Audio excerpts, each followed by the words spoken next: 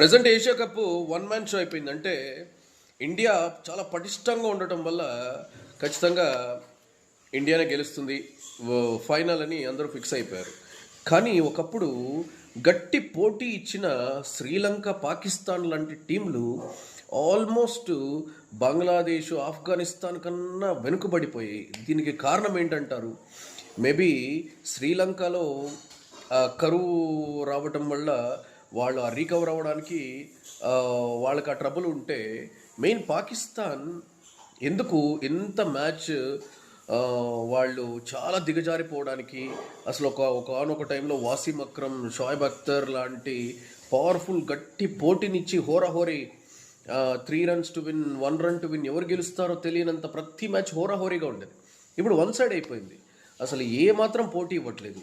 Reason ఏంటంటే పాకిస్తాన్ ఇంత దిగజారిపోవడానికి వాళ్ళ బిహేవియర్ ఒకటైతే, వాళ్ళ నేచర్, క్రూయల్ నేచర్ ఇంకొకటి అయితే, థర్డ్ థింగ్ ఏంటంటే మనకు ఇండియాలో క్రికెట్ని ఎలాగ ఎమోషనల్గా భావిస్తారో అదే విధంగా పాకిస్తాన్లో కూడా చాలా ఎమోషనల్గా కనెక్ట్ అయి ఉంటారు క్రికెట్కి. చాలా పెద్ద అభిమానులు, ఎందుకంటే that is the biggest sports cricket పాకిస్తాన్లో. కానీ ఏమైపోతుందంటే ప్రతిసారి ఇండియా పాకిస్తాన్ అంటే అది చాలా ఎమోషనల్, చాలా సీరియస్గా ఉంటుంది ప్రతి ఒక్కరికి. ఎవరికైనా ఓడిపోయినగా పెద్ద ఇన్సల్ట్లా అనిపిస్తుంది. ఇలాగ కంటిన్యూస్ ఓటముల వల్ల పాకిస్తాన్ వాళ్ళు క్రికెటర్స్ని చీదరించడం, ప్లస్ చాలా ఇన్సల్ట్ చేయటం.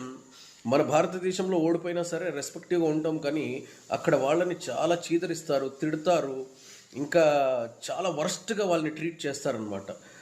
దానివల్ల ఏమైపోతుందంటే వాళ్ళకి తెలియకుండా మెంటల్ ప్రెషర్ ఎక్కువైపోవటం వల్ల ఎక్కడ ఓడిపోతామనే సైకలాజికల్ టెన్షన్తో వాళ్ళు బరిలోకి దిగేటప్పుడు ఏమైపోతుందంటే సైకలాజికల్గా వాళ్ళు ప్రజెంట్ చేయలేకపోతున్నారు. ఎందుకంటే వాళ్ళ మీద హ్యూజ్ బర్డన్ అయిపోయి మెంటల్ ప్రెషర్ ఎక్కువైపోతుంది అనమాట.